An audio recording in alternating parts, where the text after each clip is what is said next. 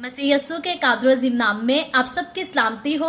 आज सवाल है हमारे पास बहुत खास, जिसको हम सीखेंगे बाइबल मुकद्दस में से कुछ हवाला जात की मदद के साथ। सवाल ये है कि क्रिश्चियन जो हैं, मसीही लोग जो हैं, यस्सु को मानने वाले लोग जो हैं, वो इसराइल पर लानत क्यों नहीं भेजते। पहली बात तो इसराइली जो हैं वो यस्सु मसीह को खुदा का बेटा कबूल नहीं करते, और भी बहुत सारी बातें हैं जिनकी वजह से हम देखते हैं कि यहूदियों ने किस तरह से यस्सु की तजलील की और यस्सु मसीह को सताया, और उसके बावजूद यस्सु ही के मानने वाले लोग जो हैं वो इसराइलियों पर लानत भेजने की बजाय इसराइल पर बरकत क्यों मांगते रहते हैं। याद रखें मेरे अजीजों, जब हम पैदाइश की किताब उसके 17वें बाब की 19वीं आयत को पढ़ते हैं तो वहां पर पैदाइश की किताब उसका 17वां बाब 19वीं आयत में खुदावंद खुदा जो है बाप इब्राहिम से बात करता है और उसको फरमाता है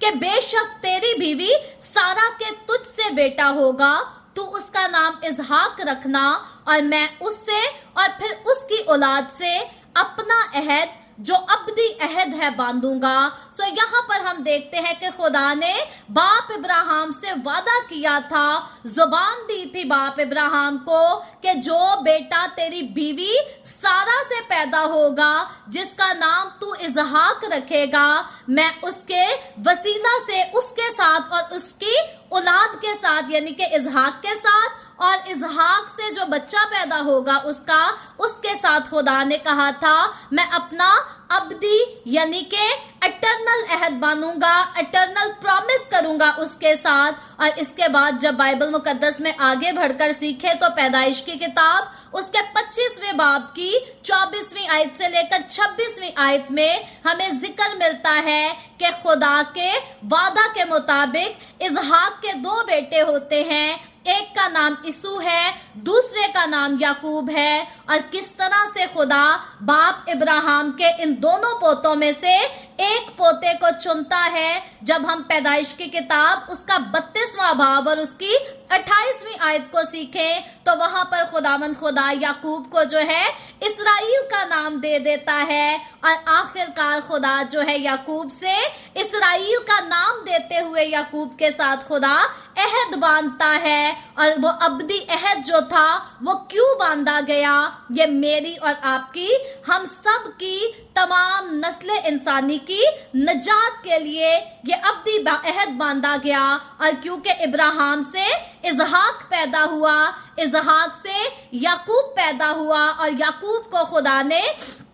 इसराइल का नाम दिया ताकि खुदा याकूब की नस्ल को, याकूब के बेटों से पैदा होने वाली औलाद जो आगे जनरेशन टू जनरेशन आगे चलती रहेगी, खुदा उसको बढ़ाए, उसे बरकत दे, और उसमें से मेरे और आपके, हम सबके नजात दहिंदे को लेकर आए। अब खुदा ने जब बाप इब्राहिम को चुना था, पैदाइश की किताब में खुदावन ने बाप इब्राहिम से कहा था जो तुझ पर बरकत भेजेंगे मैं उन्हें बरकत दूंगा, वो बरकत पाएंगे, लेकिन जो तुझ पर लानत करेंगे वो खुद लानती होंगे, उन पर लानत आएगी। और मेरे अजीजों, खरूज की किताब जब उसके 4थे बाब की 22वीं आयत को हम स्टडी करते हैं तो यहाँ पर खुदा अपनी कौम बनी इसराइल के लिए यानी कि बाप इब्राहिम के बेटे इसहाक और आगे उसके इसहाक के बेटे याकूब की नस्ल के लिए खुदावन जो लफ्ज इस्तेमाल करता है, कहता है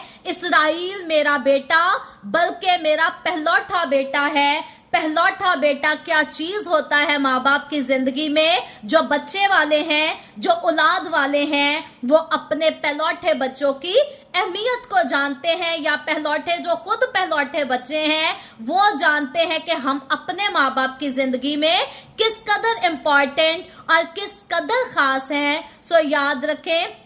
जब हम खुद औलाद वाले होते हैं और हम अपने बच्चों को बड़ा प्यार करते हैं, हमारी औलाद कई बार अच्छे रास्ते पर चलती है, कई बार बुरे रास्ते पर चलती है, कभी फर्माबरदारी करती है, کبھی نافرمانی کرتی ہے تو ہم اپنی اولاد کے ساتھ کیا کرتے ہیں؟ ہم خود تو اپنی اولاد کو پنش دے دیتے ہیں، خود تو اپنی اولاد سے سختی سے بات بھی کر لیتے ہیں، لیکن کوئی دوسرا اٹھ کر آ کر ہماری اولاد کو مارے پیٹے یا ان کے اوپر سختی کرے یا ان کے لیے غلط قسم کے الفاظوں کو استعمال کرے، یہ ہم کبھی بھی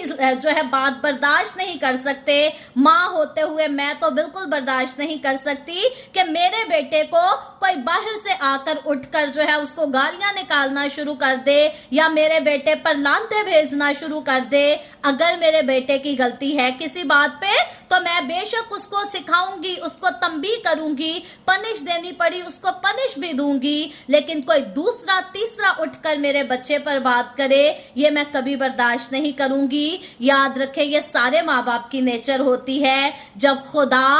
اسرائیل کے لیے کہتا ہے کہ اسرائیل میرا بیٹا ہے، بلکہ صرف بیٹا نہیں میرا پہلوٹا بیٹا ہے، تو یاد رکھیں اسرائیل خدا کی جب نافرمانی کرتا رہا، خدا نے ہمیشہ اسرائیل کی تنبیہ کی، پنش بھی دی، برکت بھی دی، دشمنوں کے ہاتھ میں خدا ان کو جانے بھی دیتا رہا اور چھڑا کر واپس بھی لاتا رہا۔ لیکن یاد رکھے خدا نے کبھی بھی کسی انسان کو اسرائیل پر لعنت بھیجنے کی اجازت نہیں دی، اور خداوند کے لوگ، یسوع مسیح کو ماننے والے لوگ جو اس بات کو سمجھتے اور جانتے ہیں کہ یسوع مسیح